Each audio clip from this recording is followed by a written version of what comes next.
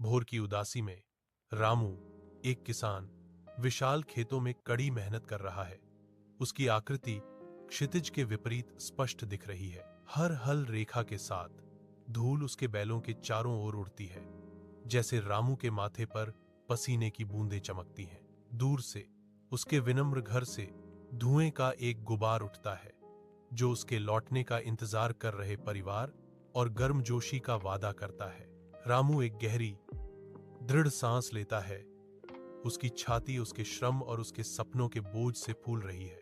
उसकी आंखें एक अटूट आशा और दृढ़ संकल्प से भरी हुई उगते सूरज की ओर देख रही हैं, आने वाले दिन के लिए तैयार।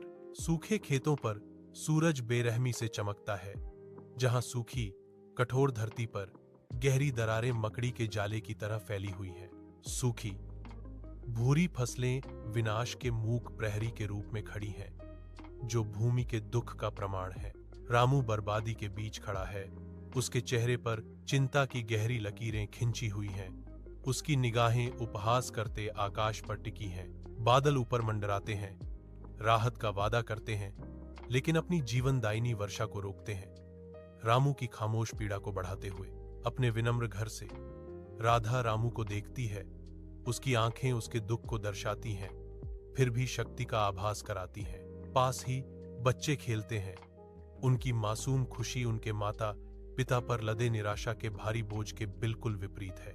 गांव के खेतों के ऊपर आसमान भयावह रूप से गहरा हो रहा है। भारी बादल प्रलय के वादे के साथ उमड़ रहे हैं। रामू बाहें फैलाए मैदान में कूद पड़ता है। अचानक मूसलाधार बारिश को गले लगाता है।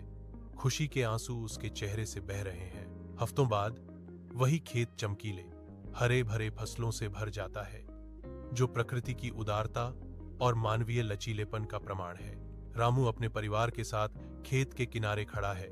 उनके चेहरे गहरी संतुष्टि और साझा मुस्कान से चमक रहे हैं। वह अपनी पत्नी और बच्चों को देखता है। एक गहरी अनुभूति होती है कि उसकी कड़ी मेहनत और अटूट आशा आखिरकार रंग लाई है।